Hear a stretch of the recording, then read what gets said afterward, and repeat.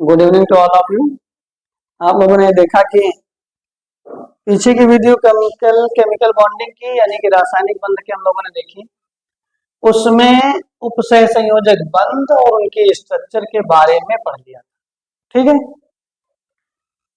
आज हम आपको ये बता देते हैं कि संकरण क्या होता है या हाइब्रिडाइजेशन क्या होता है ना। हाइब्रिडाइजेशन पढ़ा देते। तो हाइब्रिडाइजेशन या संकरण कहते हैं किसको? संकरण, इसको इंग्लिश में कहते हैं हाइब्रिडाइजेशन। क्या होता है इस बात? देखो, संकरण को बहुत छोटे शब्दों में अगर समझा जाए तो हम कह सकते हैं मिक्सिंग ऑफ ऑर्बिटल्स। इसकी डेफिनेशन क्या हो? Mixing of different level, different energy level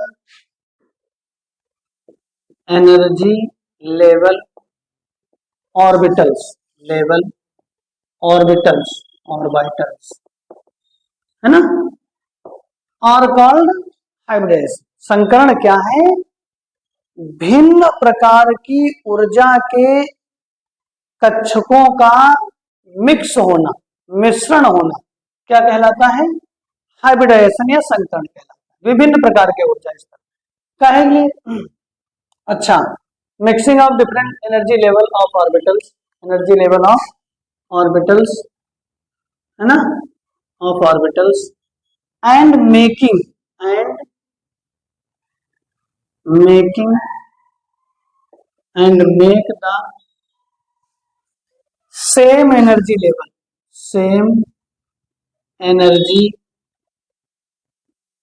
level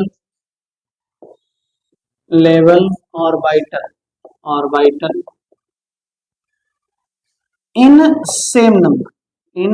same number, मतलब विभिन्न प्रकार के कक्षकों का, विभिन्न प्रकार के ऊर्जा वाले कक्षकों का मिलकर समान ऊर्जा के कक्षकों का बनना संकरण कहलाता है हिंदी में। ठीक है। अच्छा, एग्जाम्पल इसका देखिए, आराम से समझेंगे एग्जाम्पल। जैसे कार्बन का एटॉमिक नंबर कितना है? 6 है, तो ये हो जाएगा 2,4, अर्थात 1s2 2s2 2p2। ये तो आपने पढ़ा। एस में आप देखेंगे तो एस में 2 इलेक्ट्रॉन है, पी में कितने हैं? पी में भैया है 1 और 2 इलेक्ट्रॉन है ना, ये 2p2 है और ये 2s1। अब आप देखो ये क्या है? ये अपनी ग्राउंड स्टेट में, अर्थात मूल अवस्था में। किसमें है? मूल अवस्था में। इसको हम लोग कह सकते हैं ग्राउंड स्टेट। ये जब अपनी एक्साइटेड स्टेट में जाएगा तो s का एक इलेक्ट्रॉन p में शिफ्ट होगा, तो ये बचेगा 2s1, यहाँ पर एक इलेक्ट्रॉन 2s1, यहाँ पर आ जाएगा 2p3, 1 2 और 3, ये हो जाएगा 2p3। ये कब होगा? एक्साइटेड स्टेट या इसे कहते हैं उत्तेजित अवस्था। समझ रहे हैं आप मेरी बात? अब होगा क्या इसमें? उत्तेजित अवस्था या एक्साइटेड स्टेट होगा क्या? आपको पता है कि ऊर्जा का अगर क्रम देखें, किसका क्रम देखते हैं? Order of energy. इसका क्रम क्या है भैया?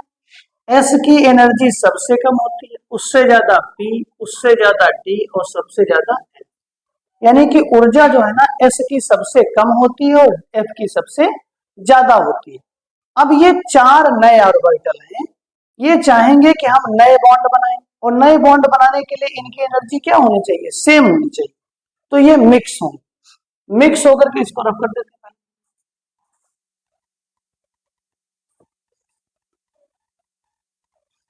चलिए, मिक्स होकर के क्या करेंगे? ये 4 नए ऑर्बिटल बनाएंगे, और जो भी न्यू ऑर्बिटल बनेंगे, न्यू ऑर्बिटल, इनका क्या होगा? हाइब्रिडाइजेशन। देखो, एक तो S है और p के कितने हैं 3, तो sp3 हाइब्रिडाइज्ड होंगे, अर्थात sp3 हाइब्रिडाइजेशन होगा और ये 4 नए ऑर्बिटल बनेंगे। कैसे? देखो ये कार्बन है, ये आपका क्या है कार्बन। अच्छा एक चीज और जान लीजिए, s ऑर्बिटल कैसा होता है यहां पर बता देते हैं, या इसको रद्द कर लेते हैं, इसको रद्द कर देते हैं थोड़ा सा।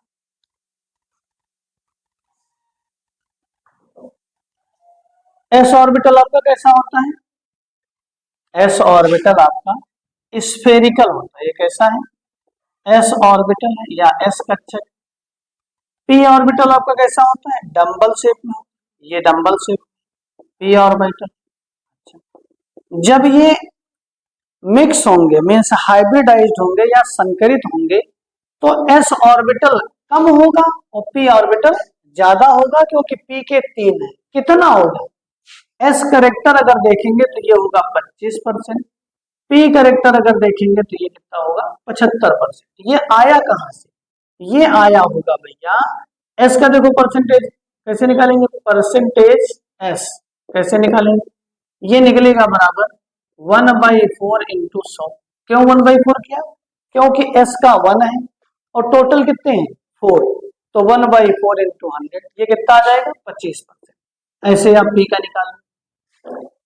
अब जो ये 4 न्यू ऑर्बिटल बनेंगे ये कैसे होंगे, देखो एक ये होगा, एक ये होगा आपका, ठीक है ना, ये p करेक्टर हो गया, ये s करेक्टर हो गया।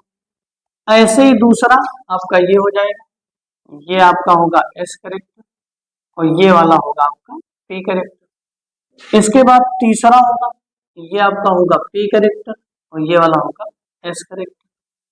इसके बाद चौथा होगा, ये वाला होगा आपका s करेक्टर और ये वाला होगा आपका, ठीक है ना। ये 4 नए ऑर्बिटल, सबके पास इलेक्ट्रॉन कितने होंगे, एक एक इलेक्ट्रॉन, एक एक इलेक्ट्रॉन। और ये नए हाइब्रिडाइज्ड ऑर्बिटल संकरण करेंगे अर्थात हाइब्रिडाइजेशन करेंगे और नए बॉन्ड बनाएंगे। ठीक, इसीलिए हम लोग कहते हैं कि कार्बन की वैलेंसी 4 है, और एक बात 4 नए ऑर्बिटल में 4 नए बॉन्ड बनाएंगे, 4 सिग्मा बॉन्ड बनाते हैं और 4 हाइड्रोजन बॉन्ड बना करके क्या बना लेते हैं, ये CH4 बना लेते हैं अर्थात मीथेन बना लेते हैं। ये तो हो गया डिटेल में जानने का मतलब। इसे हम लोग बहुत छोटा सा कैसे समझेंगे, इसे हम लोगों को छोटा सा समझने के लिए ये जरूरी है कि देखिए एक फार्मूले से हम लोग निकाला करेंगे, कैसे, number of hybrid orbital, hybrid orbital Hindi में कहते हैं संकरित कक्षक, बराबर फार्मूला होता है, क्या होता है, number of sigma bond, number of sigma bond plus number of lone pair of electron, lone pair of electron. Hindi में कैसे लिखेंगे, हिंदी में इसको लिखेंगे, हिंदी में इसको लिखेंगे सिग्मा बंध की संख्या, सिग्मा बंध की संख्या प्लस युग्मित इलेक्ट्रॉन, युग्मित इलेक्ट्रॉनों की संख्या, युग्मित इलेक्ट्रॉन की संख्या। यह आपका क्या निकल जाएगा, संकरित कक्षक निकल जाएगा। अब मान लीजिए संकरित कक्षक अब एक तो हो नहीं सकता है, क्यों नहीं हो सकता, क्योंकि ये मिक्स होंगे तो मिनिमम कितने मिक्स होंगे, 2। मान लीजिए संकरित कक्षक आपके 2 आ गए, तो हाइब्रिडेशन कौन सा होगा, sp होगा। संकरित कक्षक 3 आ गए तो हो जाएगा sp2, संकरित कक्षक 4 आ जाए तो हो जाएगा sp3, संकरित कक्षक 5 आ जाए तो हो जाएगा sp3d, संकरित कक्षक 6 आ जाए तो हो जाएगा sp3d। बस आपको sp3 तक पढ़ना है, यहां तक आप सीमित रहिए, यहाँ समझ में आ रही बात, आगे आप पढ़ लेते तो अच्छी बात, ठीक है। आइए अब आप समझते हैं, ये रख कर दें, एक एग्जाम्पल पर नाम बताते हैं। जैसे जैसे मान लीजिए कोई एक कंपाउंड है अमोनिया। अमोनिया की स्ट्रक्चर मैंने आपको बताई थी, N single bond H single bond H. कैसे बनती? एच, ये एच और ये एच और ये लोन पेयर, है ना। तो आप बताइए हाइब्रिडाइजेशन कौन सा होगा? संकरण। संकरण अर्थात हाइब्रिडाइजेशन। हाइब्रिडाइजेशन क्या होता है भैया? सिग्मा बॉन्ड 1 2 और 3, 3 सिग्मा बॉन्ड है, एक लोन पेयर है, तो कितने हो गए? 4। 4 का मतलब क्या होता था? sp3। तो अमोनिया में कौन सा संकरण हुआ? sp3 hybridisation. यहां तक कोई शंका था? यहां तक कोई दिक्कत नहीं? और एक एग्जाम्पल देखिए, 2-3 एग्जाम्पल देखते हैं भैया। जैसे P2O5 फास्फोरस पेंटाऑक्साइड, स्ट्रक्चर कैसे बनती है? P डबल बॉन्ड O, ये coordinate bond O, single bond O, single bond P double bond O और ये कोऑर्डिनेट बॉन्ड। अब गिनो कितने सिग्मा बॉन्ड है P के पास? P का देखेंगे भैया, सिग्मा बॉन्ड 1 2 और एक लोन पेयर, तो 2 + 1 अर्थात कितना हो गया? 3। 3 का मतलब sp2। कौन सा संकरण होगा? कौन सा हाइब्रिडाइजेशन आ जाएगा? sp2 आएगा। यहां तक क्लियर है? दूसरा एग्जांपल देखिए, जैसे आपसे कह दिया जाए कि मुझे हाइब्रिडाइजेशन बताओ, CO2 में C का हाइब्रिडाइजेशन बताइए, तो भैया C double bond O double bond O, तो कितने सिग्मा बॉन्ड है? 2 सिग्मा। कितने सिग्मा बॉन्ड है? 2। तो कार्बन के लिए 2 sigma bond plus lone pair कितने? 0। इसका मतलब 2 और 2 का मतलब कौन सा संकरण होगा? sp संकरण। क्लियर है? यहाँ तक कोई दिक्कत नहीं? इस तरीके से आप आसानी से इनको निकाल सकते हैं, इनका संकरण आप आराम से निकाल सकते हैं। 2-3 और एग्जाम्पल आपको हम दिखा देते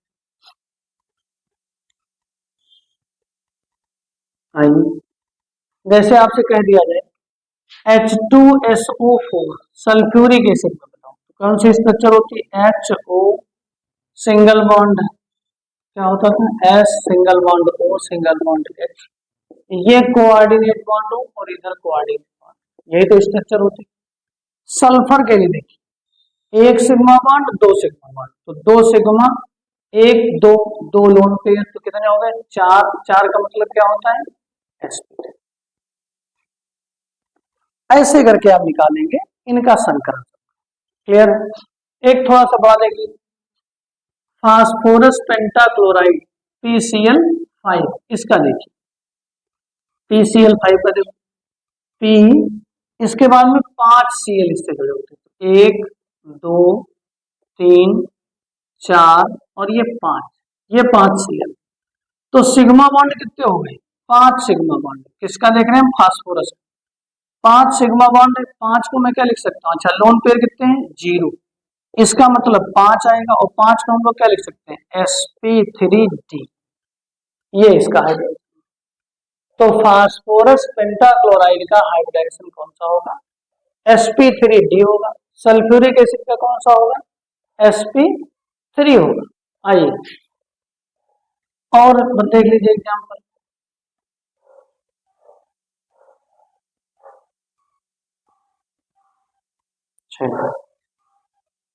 जैसे कहा जाए ethene H2C, sorry H2C, sorry C2H4, ये किसका नाम है?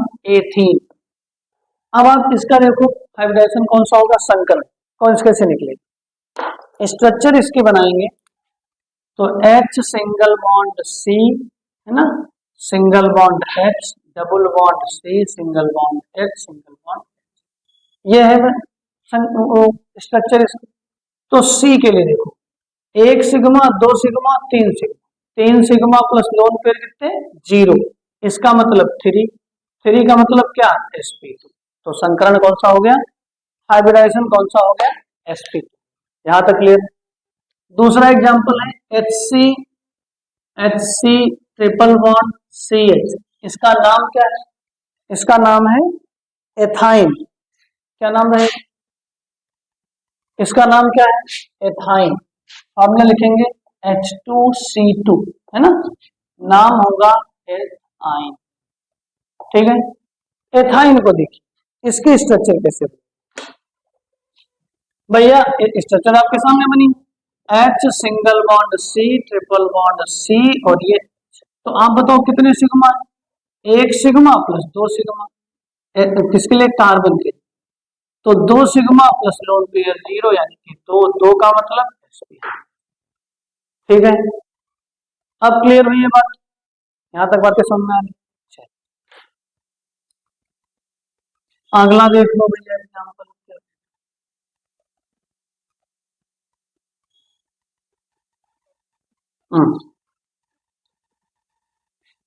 और कोई एग्जाम्पल देखिए, जैसे आपसे कह दिया कि मुझे H2O में बताओ कौन सा संकर है, तो H single bond O single bond H, और O के पास कितने इलेक्ट्रॉन है, देखो 6 में से दो तो शेयर कर लिए, तो बचे कितने, दो बचे। इसका मतलब ऑक्सीजन के लिए अगर बात करें तो दो सिग्मा दो लोन पेयर मतलब चार, चार का मतलब sp। इस तरीके से आप संकरण इनका निकाला करें। यहां तक क्लियर है, कोई दिक्कत तो नहीं। ठीक है, अगला एक टॉपिक इसी में बचता है जिसे आप कहते हैं अनुनाद, मोस्ट इंपॉर्टेंट टॉपिक है ना, रेजोनेंस। रेजोनेंस या फिर इसी को कहते हैं अनुनाद। क्या होता है इसको समझिए। देखो, रेजोनेंस एक ऐसी घटना है जिसमें किसी भी यौगिक में पाई इलेक्ट्रॉनों के दोलन के कारण एक से अधिक संरचनाएं संभव होती हैं। जो संरचनाएं बनती हैं उन्हें कहते हैं अनुनादी संरचनाएं, तथा इस घटना को कहते हैं अनुनाद। यहां तक क्लियर? क्या इसकी डेफिनेशन होगी इंग्लिश में, it is the phenomena, it is the phenomena, phenomena in which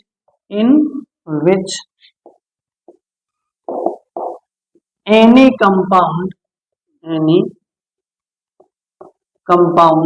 has more than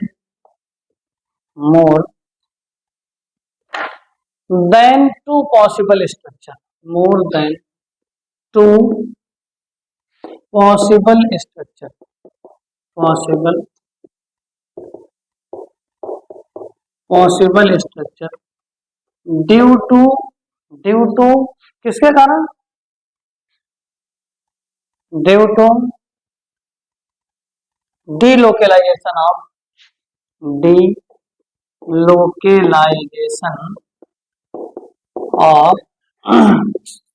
pi electron. क्या मैंने बताया, हमने कहा कि पाई इलेक्ट्रॉनों के डीलोकेलाइज होने से या दोलन करने के कारण किसी एक यौगिक की दो से अधिक संरचनाएं संभव हैं, जिस घटना को हम लोग अनुनाद कहते हैं। ठीक है, और जो भी संरचनाएं बनती हैं उन संरचनाओं को कहते हैं अनुनादी संरचनाएं। ठीक है, क्या लिखेंगे, एंड स्ट्रक्चर्स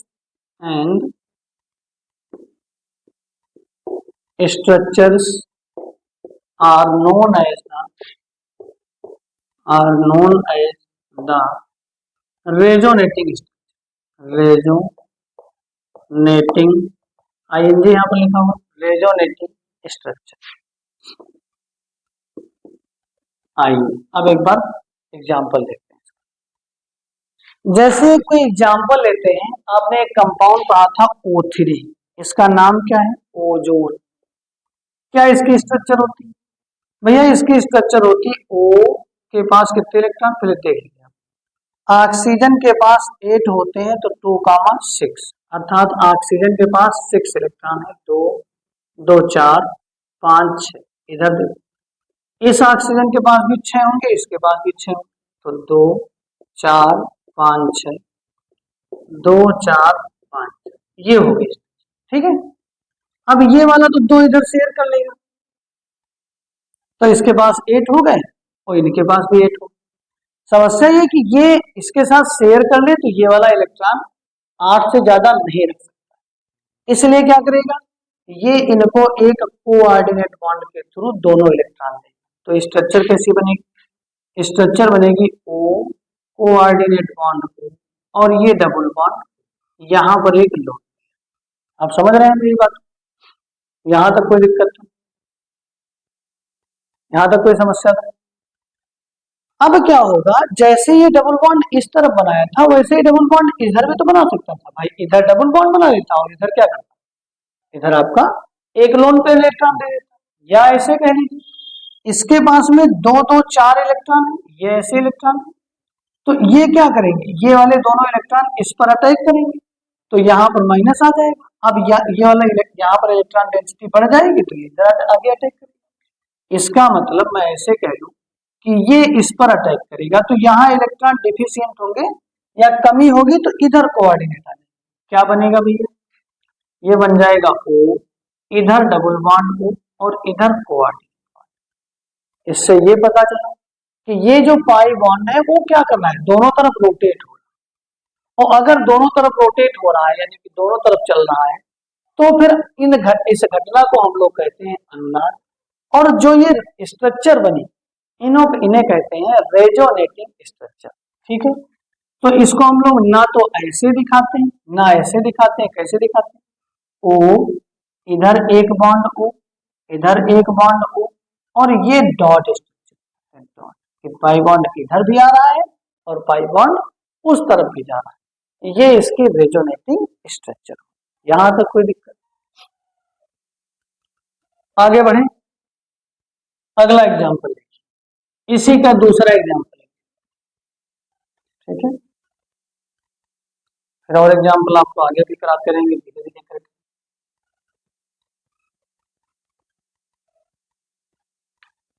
देखिए, जैसे एक कंपाउंड है कार्बोनेट आयन, इसका नाम क्या है, कार्बोनेट आयन। क्या होगा इसके बारे में देखो, कार्बन का एटॉमिक नंबर 6 तो 2,4, ऑक्सीजन का 8 तो 2,6। ठीक है ना। अब इसकी पहले तो स्ट्रक्चर आप कंप्लीट करो। कैसे भैया, कार्बन, ये ऑक्सीजन, एक और ऑक्सीजन, 3 ही तो है। अच्छा, 6 सबके बाद बनाओ, 5 6, 2 4 5 6 और ये 2 4 5 6। देखो इसके ऊपर 2, अच्छा 4 इसके पास, 1 2 ये 3 ये 4 है ना। देखिए अब 2 तो इलेक्ट्रॉन है इसके पास, इसने किसी से लिया अर्थात ये इलेक्ट्रॉन डिफिशिएंट होगा। क्या कि एक इलेक्ट्रॉन ऑक्सीजन ले लेगा, एक इलेक्ट्रॉन ये ऑक्सीजन ले लेगा। तो 6 थे इनके पास, 7 हो गए, 6 थे 7 हो गए। एक इधर शेयर किया तो 8 हो गए, एक इधर शेयर किया तो भी 8 हो गए। अब इसके पास 8 है, इसके पास 8 है। इन ऑक्सीजन का देखो 6 थे, 2 इधर शेयर कर लेंगे तो ये 8 हो गए। कार्बन का देखिए 4 थे, 5 6 8। सबका मामला क्लियर है?